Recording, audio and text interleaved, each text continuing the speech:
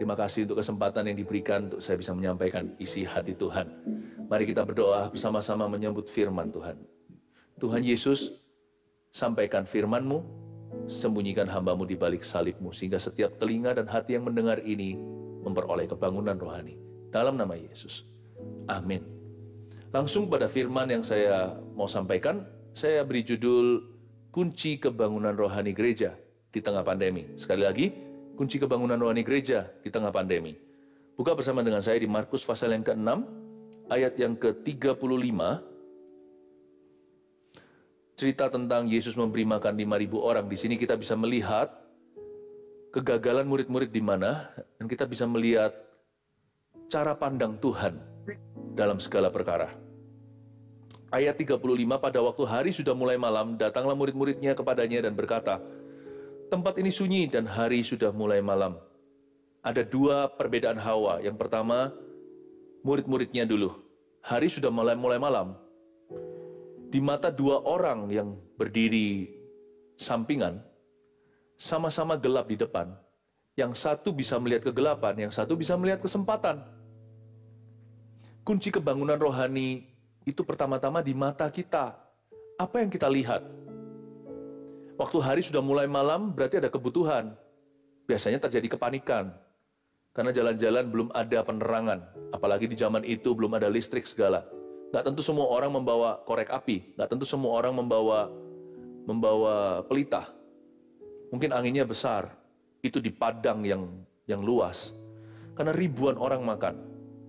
Dan pada saat itu, murid-muridnya berkata begini, tempat ini sunyi, hari sudah mulai malam, ayat 36, suruhlah mereka pergi, supaya mereka dapat membeli makanan di desa-desa dan di kampung-kampung sekitar ini. Kesalahan nomor satu bagi para murid yang mencegah kebangunan rohani terjadi adalah mereka melemparkan tanggung jawab mereka.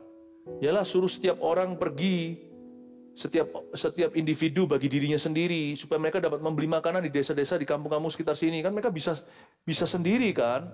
Masa harus kita? Nah, itu kesalahan pertama.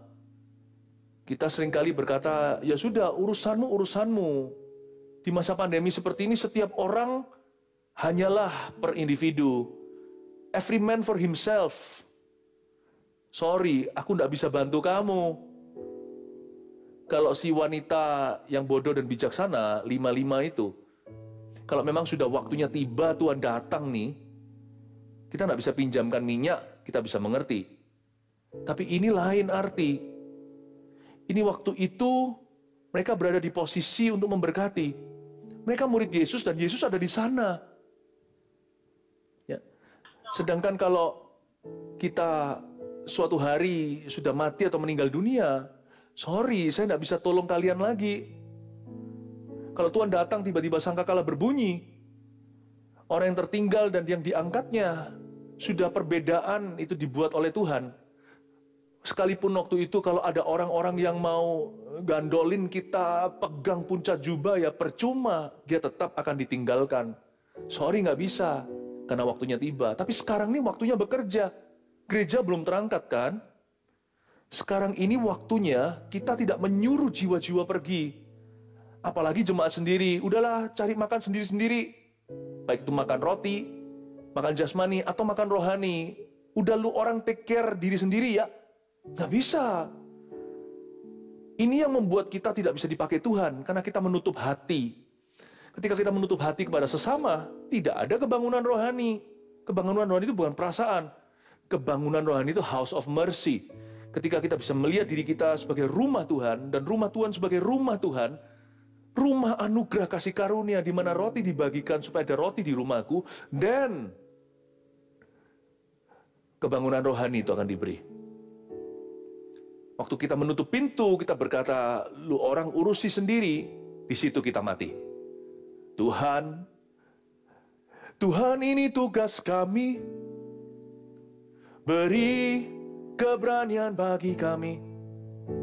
Taruhlah roh yang rela melayani dan menyenangkan hati Tuhan, itu yang kuingini. Ini kuncinya, waktu kita menyadari, Tuhan, ini tugas kami, bukan tugasmu, tugas mereka. Tugas kami, beri keberanian bagi kami. Taruhlah roh yang rela melayani dan yang peduli dan menyenangkan hati Tuhan, itu yang kuingini. Itu kunci. Nah, murid-muridnya hampir melakukan sebuah kesalahan, hampir melewatkan sebuah mujizat dari Tuhan. Ayat 37, tetapi jawabnya, nah, sama-sama dalam kegelapan. Yang satu melihat gelap, yang satu melihat kesempatan. Tuhan cara pandangnya beda. Ayo jangan suruh Tuhan sesuaikan dengan kita. Kita yang sesuaikan dengan Tuhan. Kita menjadi seperti Kristus, bukan Kristus menjadi seperti kita. Tetapi jawabnya, kamu harus memberi mereka makan. Kamu, Tuhan, ini tugas kami. Yes, ini tugas kamu. Kamu yang harus memberi mereka makan. Kata mereka kepadanya, malah bantah. Jadi haruskah kami memberi roti seharga 200 dinar untuk memberi mereka makan? Lumayan panjang nih kalimat. Daripada pakai kalimat untuk membela diri, kenapa nggak pakai kalimat lagu yang kita nyanyikan tadi? Tuhan, ini tugas kami. Kan sama panjangnya. Mending minta sama Tuhan, beri keberanian bagi kami, daripada kita ngomel berkata, masakah aku harus memberi roti? Taruhlah roh yang rela melayani dan menyenangkan hati Tuhan, itu yang kuingini. Harusnya murid-murid teachable dong. Harusnya mau diajar dan berkata, Tuhan, what do you want to have me? Tuhan mau kami melakukan apa? What would you like us to do for you? Harusnya kita tanya, aku nggak punya apa-apa loh Tuhan, ajari kami, pikirannya nggak cukup tinggi. Beri kami hati yang berani, yang rela melayani. Show us the way. Tunjukkan kami caranya. Apa yang akan Tuhan lakukan? Kasih kami bocoran. Kalau hati kita atau mata kita tertuju pada kebutuhan yang harus diisi, hati ini akan menangkap wisdom Allah atau hikmat-hikmatnya. Tuhan nggak akan nyatakan hikmat kalau dalam hatinya nggak ada kemauan. Sebab ada kemauan, ada jalan. Nah, kalau matanya hanya melihat situasi pandemi, tidak melihat kebutuhan jemaat, tidak melihat kebutuhan jiwa-jiwa di luar sana, ya Tuhan tidak akan tunjukkan apa-apa. Karena Allah kita bukan Allah yang iseng, yang suka ngerumpi atau gosip ria, yang suka rasan-rasan. Tuhan nggak suka demikian. Tuhan hanya mau memberitahu sesuatu ekstra kalau orang itu punya perhatian ekstra untuk orang lain. Harusnya daripada kalimat panjang, jadi haruskah kami membeli roti seharga 200 dinar untuk memberi mereka makan? Kalimat sia-sia. Mendingan nyanyi lagu tadi, Tuhan, ini tugas kami. Beri keberanian pada kami, taruhlah roh yang rela melayani. Sebab Engkau tahu motivasi kami yang tertinggi, menyenangkan hati Tuhan saja. Tunjukkan kami caranya bagaimana. Pasti Tuhan akan beritahu, nggak ditegur malahan. Tapi Tuhan malah menegur mereka. Untungnya Tuhan tidak marah. Tuhan hanya bertanya, ayat 38. Tetapi ia berkata kepada mereka, berapa banyak roti yang ada padamu? Cobalah periksa. Itu instruksi, mudah kan? Tolong periksa ya, ada berapa roti nih? Kamu punya apa? Sesudah memeriksanya, mereka berkata, 5 roti dan 2 ikan. Di kitab Injil yang lainnya, ya kan, ini kan Markus, di Matius, Lukas, Yohanes, ada juga saling melengkapi ceritanya bagaimana mereka berkata, mana bisa yang kami punya hanya ini doang. Hanya 5 roti 2 ikan saja. Udahlah, jangan komentar. Kalau ditanya Tuhan baru kita jawab. Kalau enggak, kalau Tuhan tanya, kamu punya apa? Beritahu saja, cukup. Dia tanya, jawab. Ini yang kami miliki. Persembahkan dengan hati, Tuhan bisa pakai itu. Tuhan suruh kita itu improve. Tuhan suruh kita itu mengalami kemajuan dari titik terakhir. Coba evaluasi kita sampai mana visinya. Gereja kita itu kemampuannya seberapa. Kita hitung-hitung kalau mau bangun gedung. Atau mau pergi perang sama raja tetangga. Jangan sampai kita itu kurang pahlawan. Makanya itu Alkitab ajarkan dalam sebuah perumpamaan. Hitung dulu kemampuan musuh. Supaya nanti jangan sampai kita kalah. Kalau kita bangun gedung, hitung biaya. Jangan sampai setengah jalan, lalu setelah itu berhenti pembangunan.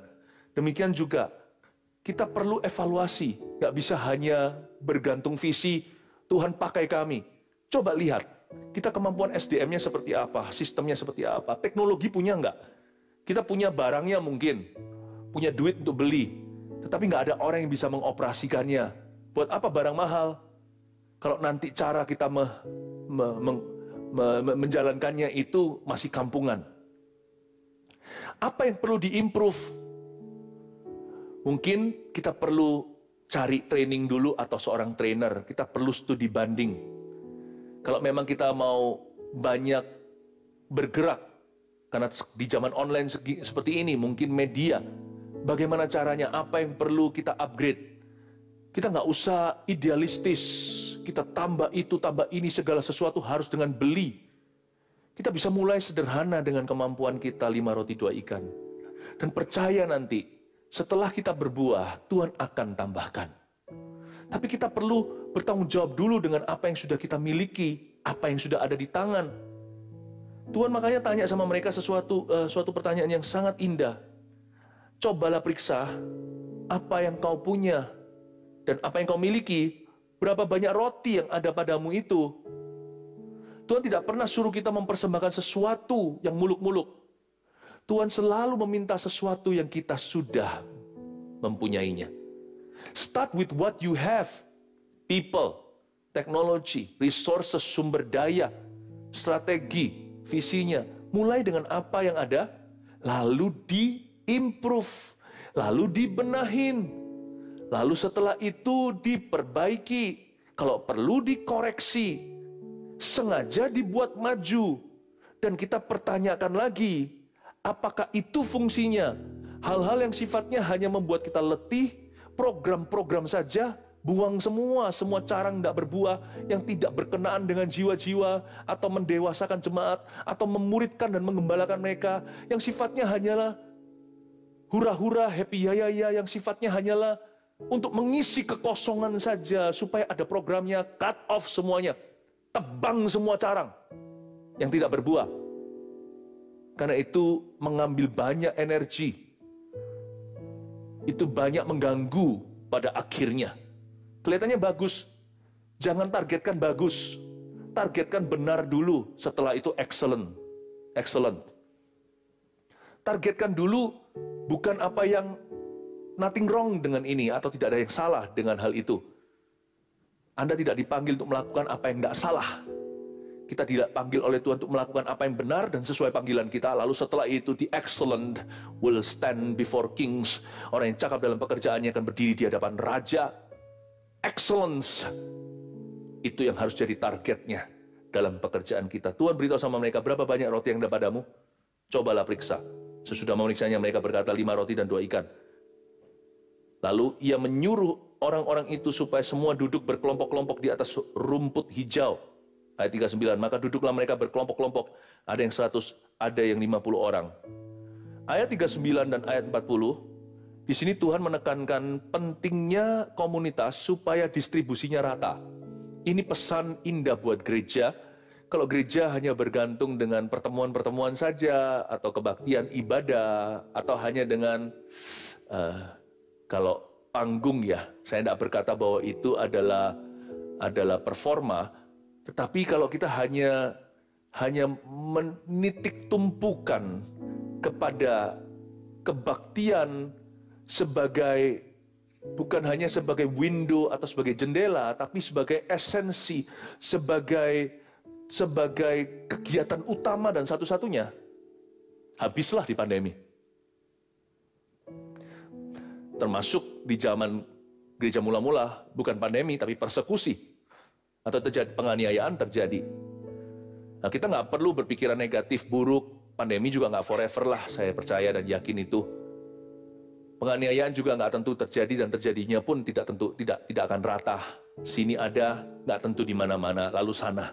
Nanti di sini sudah oke, kemudian hari. Kita harus membangun berdasarkan satu blueprint DNA dari Tuhan, yaitu komunitas itu perlu. Pengembalaan harus terjadi di dalam kelompok kecil. Lalu ia menyuruh orang-orang itu supaya duduk berkelompok di atas rumput hijau. Tuhan itu hatinya pemuritan, sebab dia itu panggilannya adalah guru. Murid-murid kalau panggil Tuhan Yesus itu nggak seperti kita, Tuhan. Mereka memanggil dia Rabi, guru. Setelah Yesus diangkat ke sorga, di zaman Roh Kudus, Kisah Para Rasul itu baru mereka menyebut Yesus Kristus Tuhan. Sebelumnya hubungan mereka guru dan murid. Tuhan itu ingin memuridkan. Karena itu Tuhan tidak mau mengerjakan segala sesuatu sendirian. Disuruh duduk per kelompok 50-100 itu kan masing-masing ada kepala atau ada ketua kelasnya. Ada ketua kelompok begitu. Supaya mereka belajar untuk bertanggung jawab satu dengan yang lainnya.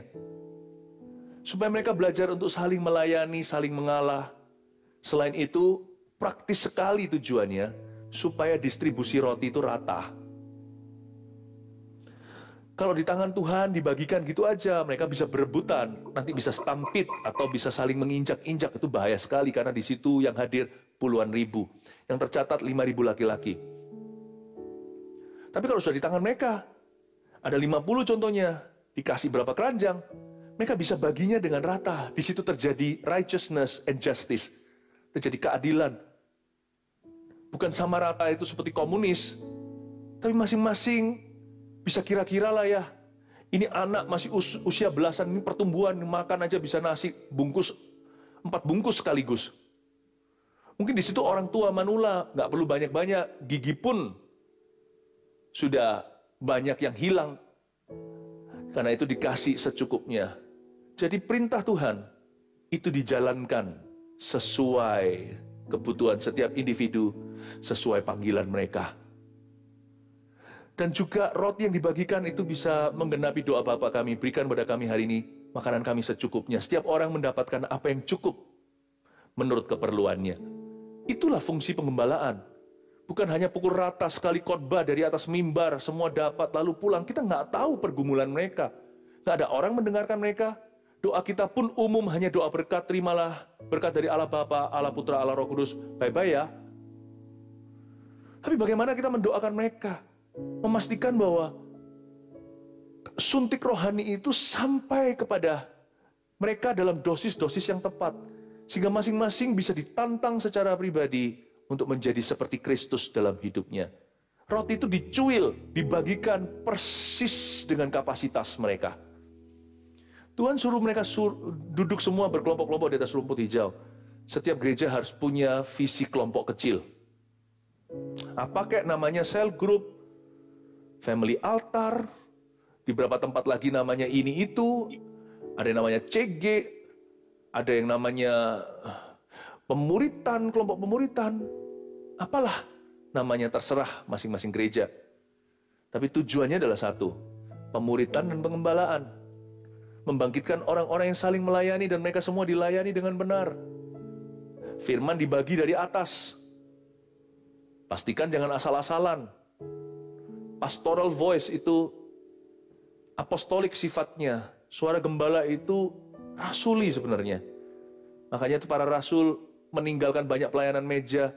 Dia bangkitkan tim, bangun sistemnya. Supaya mereka bisa fokus penuh pada firman dan doa. Baru setelah itu firman berkuasa. Bahkan tersebar ke seluruh Yerusalem. Yerusalem penuh dengan pengajaran. Mereka duduk di bawah pengajaran para rasul. Duduk di kaki mereka. Lalu mereka mendengarkan firman. Bukan hanya itu, banyak sekali para imam-imam, orang Farisi ahli Taurat yang bertobat. Difficult sinners, orang-orang berdosa yang paling susah ditobatkan, satu persatu bertekuk lutut di hadapan Tuhan Yesus karena gerejanya. Lalu setelah dari mimbar dibagikan, harus sampai ke aplikasi. Bukan sekedar informasi, setelah aplikasi baru ada transformasi.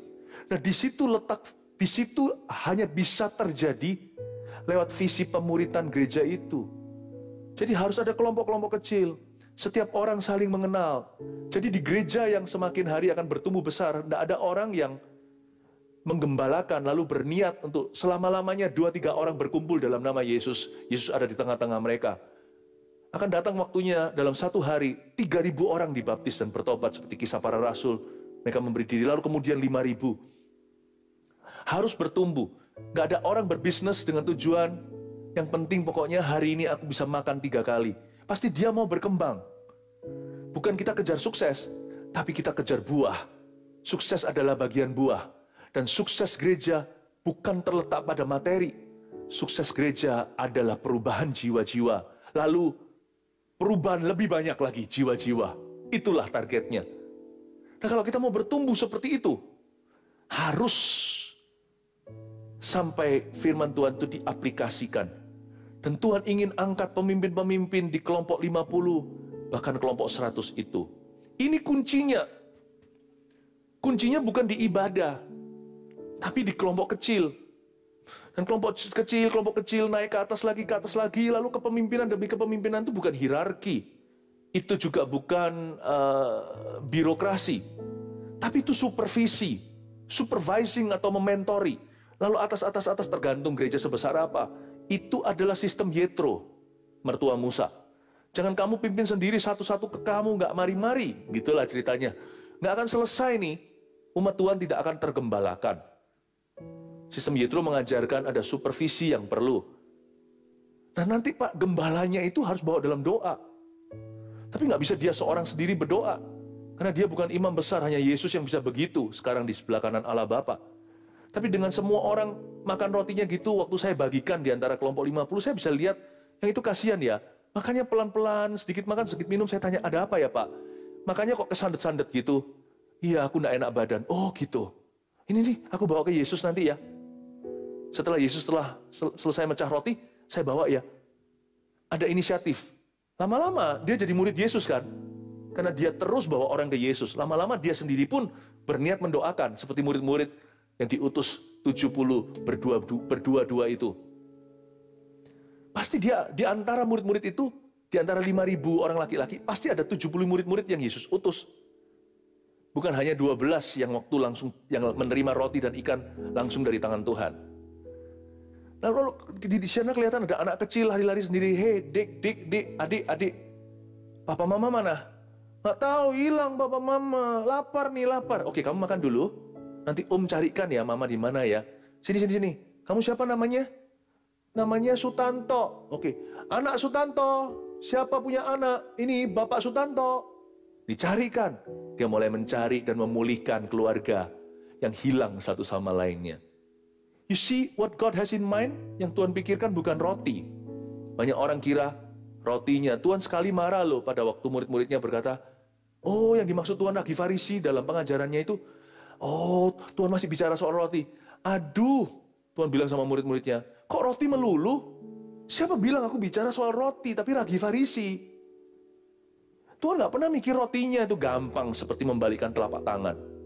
Tuhan ingin mereka berinteraksi supaya firman itu jadi aplikasi. Dan itu harus turun langsung dari gembalanya. Sehingga kita nggak bisa mendoakan seluruh jemaat kita, tapi kita juga punya partner-partner doa, yaitu setiap ketua kelompok kecil itu adalah pendoa syafaat bersama dengan gembala untuk umat Tuhan.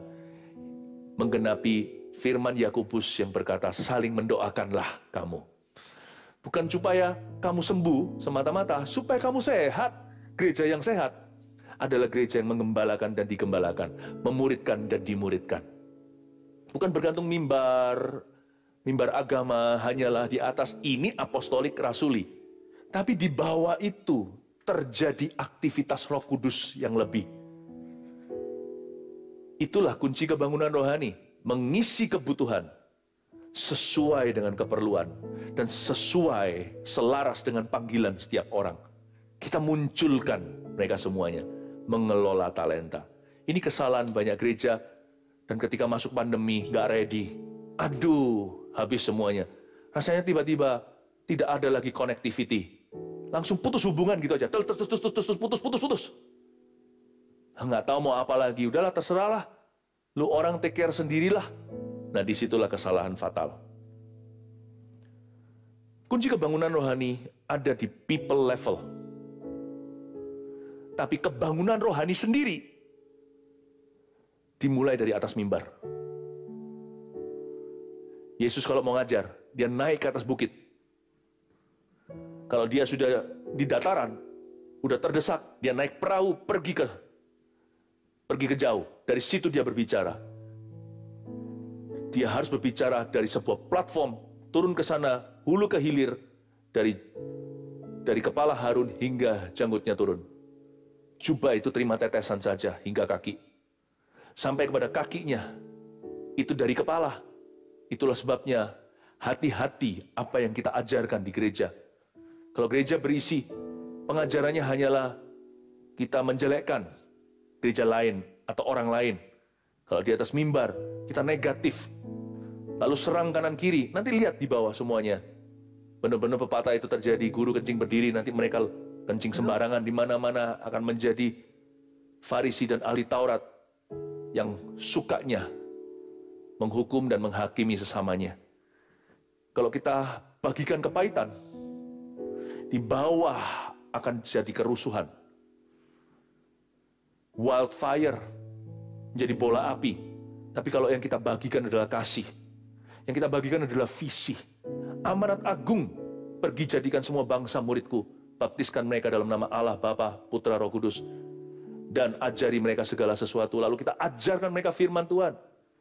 Ada pengajaran yang sifatnya untuk menjawab kebutuhan sehari-hari. Ada pengajaran yang sifatnya melengkapi mereka dengan pikiran atau pemikiran yang lebih tinggi. Ada yang praktis, ada yang profetis. Ada yang profetik sekali. Ada juga hal-hal yang sifatnya wisdom atau hikmat di lapangan. Dan kalau kita memberi mereka makan, seperti Yesus memecah-mecah roti, kasih mereka masing-masing. Kalau Yesus mau racuni mereka, peduli amat sistem distribusinya baik. Kalau keracunan itu bisa terjadi dari atas. Kalau yang dibagikan bukan roti, tapi racun. Mati semua tuh 5.000 laki-laki. Beserta dengan anak dan istri. Hati-hati jangan racuni jemaat. Jangan kasih mereka anything selain firman. Baik tidak baik waktunya, bagikan firman Tuhan. Kita bukan bagikan politik. Kita bukan bagikan filosofi. What I think, apa yang aku pikirkan. Kita bagikan pikiran Allah.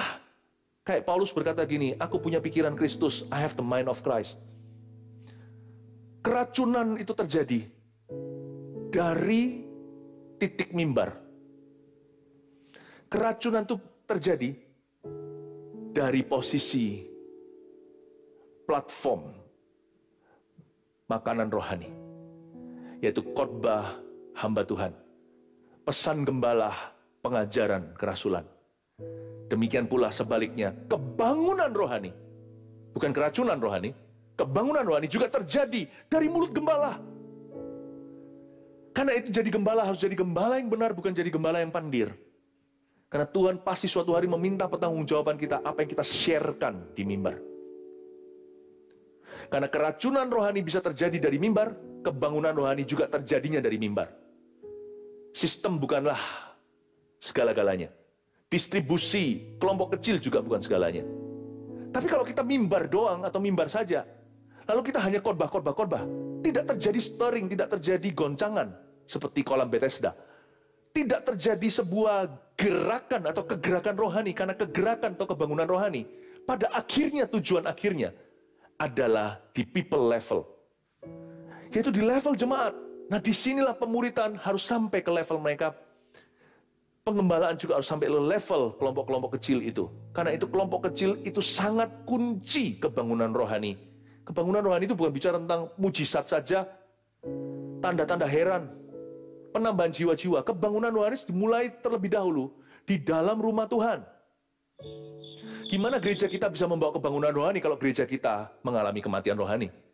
Tapi kalau umat Tuhan, jemaatnya, itu hidup rohaninya, berkobar-kobar dan berapi-api, kenyang protein rohani, penuh hadirat Allah dan dipenuhi Roh Kudus, ada urapan di level mereka, turun dari atas kepala Harun hingga janggutnya turun, cepat lambat 120 itu akan jadi 3.000. Karena 120 itu jadi lidah api.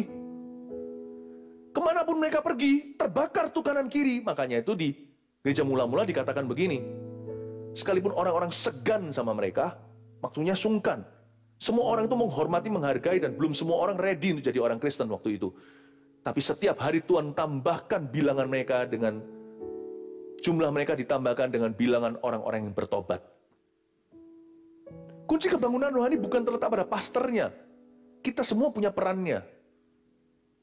Tapi akhirnya kunci kebangunan rohani terletak pada people-nya, pada jemaatnya. Karena itu jangan sampai kita itu race, jangan sampai kita itu membesarkan anak ayam, tapi raja wali. Hati-hati firman apa, Dear Gembala. Jangan sampai yang kita, we do not raise kittens. I do not raise Hello Kitties. I do not raise cats. I raise lions. Ini yang saya pegang teguh dalam panggilan saya sebagai gembala sidang. Saya tidak membesarkan kucing atau kucing jalanan atau kucing liar, kucing hutan. Tidak. Yang saya besarkan adalah singa-singa dari Yehuda. Di dalam tapak kaki sang singa Yehuda sendiri, Yesus Kristus. Hati-hati, gunakan platformmu. Tapi kunci kebangunan rohani itu di people level. Umat Tuhan. Itulah, disitulah kunci kebangunan. Makanya Yesus suruh mereka berkelompok-kelompok duduk di situ. 50-100 orang. Ayat 41. Dan setelah ia mengambil 5 roti dan 2 ikan itu, ia menengadah ke langit dan mengucap berkat. Lalu memecah-mecahkan roti itu dan memberikannya kepada murid-muridnya, supaya dibagikannya kepada orang-orang itu. Begitu juga kedua ikan itu dibagi-bagikannya kepada semua mereka. Semua makan nih ceritanya. Dan mereka semuanya makan sampai kenyang. Haleluya. Kemudian orang mengumpulkan potongan-potongan roti 12 bakul penuh, selain daripada sisa-sisa ikan. Yang ikut makan roti ada 5.000 orang laki-laki. Ayat 43, mereka kumpulkan 12 potongan roti. Kebangunan rohani itu, jikalau sejati, kebangunan rohani itu juga akan memenuhkan kebutuhan orang-orang yang dipakai oleh Tuhan. Carilah dahulu kerajaan sorga dan kebenarannya. Waktu kita mengizinkan Tuhan yang ambil setir hidup kita, dan kita taruh diri kita di posisi di belakangnya, kita tidak mengutamakan kepentingan kita, tapi kita mengutamakan juga kebutuhan orang lain, dan kita menaruh diri di posisi untuk dipakai Tuhan mengisi kebutuhan mereka atau keperluan mereka. Niscaya Tuhan juga akan mengisi kebutuhanmu. Tuhan itu adil, nggak pernah hutang sama siapa-siapa. Setiap hamba-hambanya, 12 murid itu beserta semua supervisornya di setiap kelompok 150 itu, semua makan kenyang, dan khususnya 12 muridnya yang utama, mereka pulang membawa 12 bakul roti. Kira-kira itu kebetulan berapa murid Yesus? Waktu itu Yudas masih lurus. 12 Rasul anak domba Allah. Apakah itu sebuah kebetulan? Mereka pulang membawa 12 bakul roti penuh. Kayaknya masing-masing murid dikasih 1 bakul. Yang lainnya makan hanya bisa bawa di perutnya. Murid-murid juga makan pasti. Kalau nggak gitu mereka pasti pingsan. Waktu mereka bagi-bagikan, kalau mereka nggak makan, jangan memberangus mulut lembu ketika dia sedang membajak sawah. Pasti murid-muridnya bagikan begini. Sementara bagikan semuanya, murid-muridnya juga makan. Supaya mereka tidak rebah. Supaya mereka tidak lemah. Tapi Tuhan berkata, yang lainnya pulang membawa roti di perut, in the tummy. Kamu pulang, aku tapaukan 1 bakul masing-masing kalian. Bawa pulang ya, bagi-bagi sama mama. Bagi-bagi sama istrimu ya, Kefas. Petrus kan punya istri kan? Yesus pernah sembuhkan mertuanya dari sakit panas atau demam tinggi. Lalu habis itu beritahu pada Bartolomeus, Tuhan beritahu pada Filipus, Nathanael, semua murid-muridnya ini. Ini ya, Yakobus kamu bawa pulang untuk mama ya, jangan lupa salam untuk mamimu. Yakobus dan Yohanes masing-masing bawa 1 bakul juga. Luar biasa nggak? Tuhan tidak pernah lupakan. Kebangunan rohani di dalam gereja tidak akan merampas gereja itu dari berkat-berkatnya. Nggak akan. Kita nggak usah cari aja. Tuhan, ini tugas kami. Beri keberanian bagi kami. Taruhlah roh yang rela melayani. Layani jiwa-jiwa dan menyenangkan hati Tuhan. Itu yang kuingini. Masa sih Tuhan akan lupakan family-ku? Saya masih ingat kok. Waktu suatu hari saya angkat tangan. Baru saya masih kuliah sekolah Alkitab. Baru bertobat 1-2 tahun saja. Oh, tepatnya langsung bertobat saya doa begini. Jadikan aku pembawa kebangunan rohani, pembawa api. Saya doa minta agar Tuhan Yesus selamatkan anggota keluarga saya dulu, tapi Tuhan ternyata punya rencana yang berbeda. 11 orang saya masih ingat, satu persatu saya bawa. Belum lagi zamannya saya dikenal siapa-siapa atau KKR, nggak ada yang gitu-gituan. Saya menangkan itu yang ada di sekeliling saya, yang sudah terhubung dalam kehidupan sehari-hari seperti teman, seperti teman di sekolah, lalu seorang yang saya temui. Total saya masih ingat 11 orang yang Tuhan izinkan saya bawa kepada Tuhan. Mereka menerima Tuhan, mereka lahir baru. Tidak ada satupun dari 11 itu adalah anggota keluargaku. Yang saya paling targetkan waktu itu adalah ayah. Papa saya belum kenal Tuhan Yesus. Kenapa Tuhan, aku minta Engkau memakai aku? Tapi Engkau memakai aku kepada orang lain dulu. Padahal yang kurindukan adalah keluargaku. Tuhan bilang, carilah dahulu kerajaan sorga. Jangan tunggu-tunggu. Karena Injil itu emergency. Dia gawat darurat. Orang kapanpun bisa mati. Pokoknya siapa yang di depanmu yang kuutus ke dalam hidupmu, kamu harus injili orang itu. Kamu harus layani sebaik-baiknya. Lihat kebutuhannya. Percayalah seperti kata-kata Petrus, emas perak tidak kupunya, apa yang kupunya ini.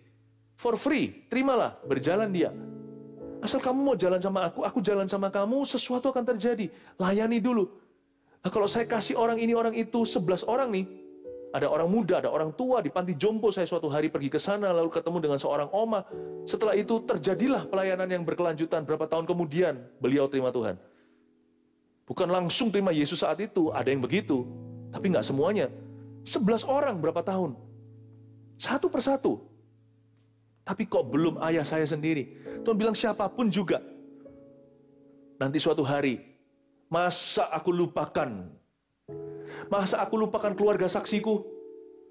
Kalau engkau menjadi saksi yang setia, masa aku melupakanmu? Masa aku lupakan family-nya hambaku?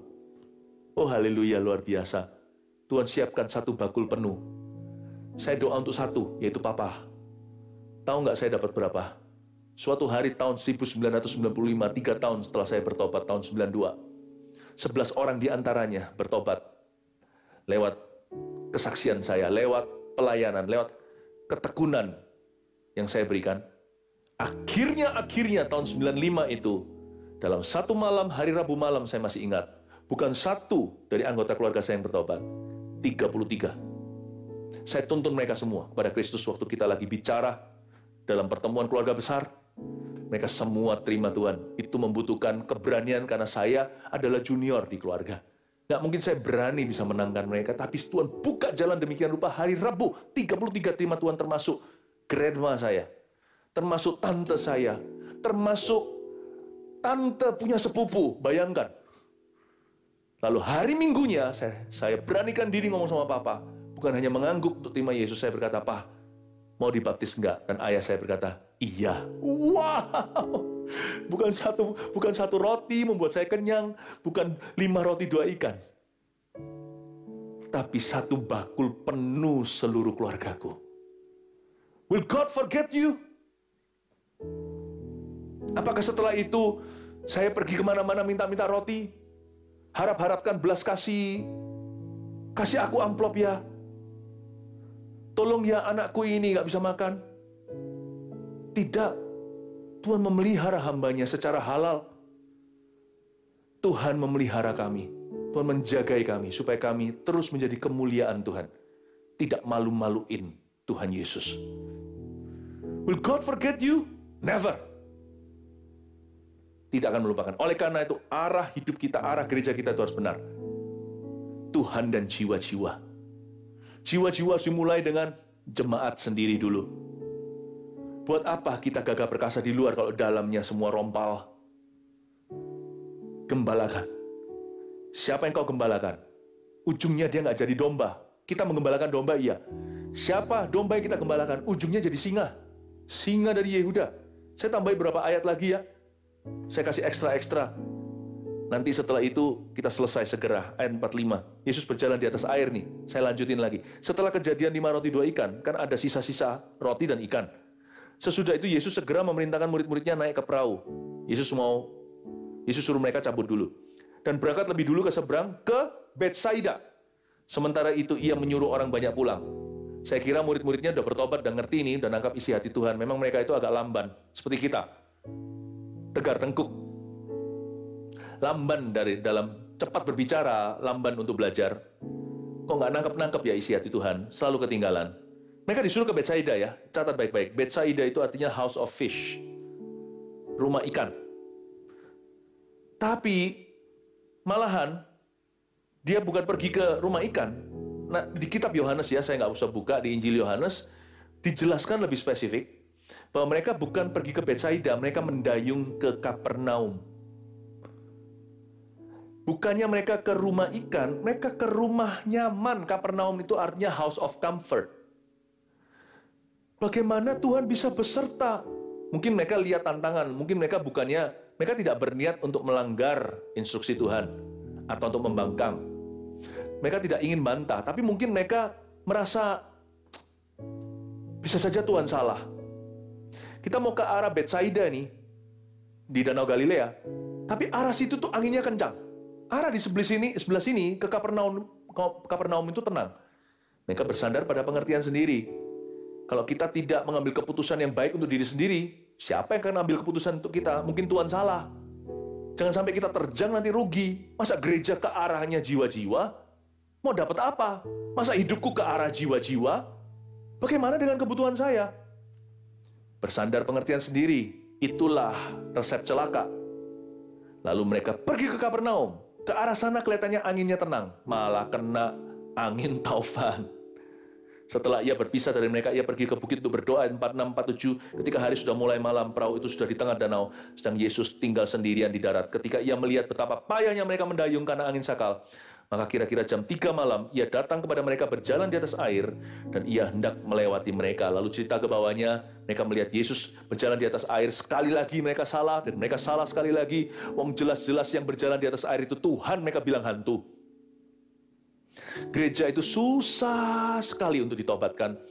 Tak terkecuali hamba-hamba Tuhan. Makanya Tuhan berkata nanti, di akhirat, sebagian kelompok orang-orang binasa dan tersesat adalah orang yang menamakan dirinya anak Tuhan, padahal bukan. Nyala, aku tidak kenal kamu, membuat kejahatan. Tapi Tuhan, engkau berjalan di kota kami, engkau makan minum di sana, dan kami bernubuat demi namamu, kami mengusir setan demi namamu, kami menyembuhkan demi namamu. Dan berkata, aku tidak kenal kamu. Yang menyembuhkan itu namaku, dan iman mereka ingin sembuh. Tapi kamu, aku tidak kenal kamu. Susah gitu loh. Susah.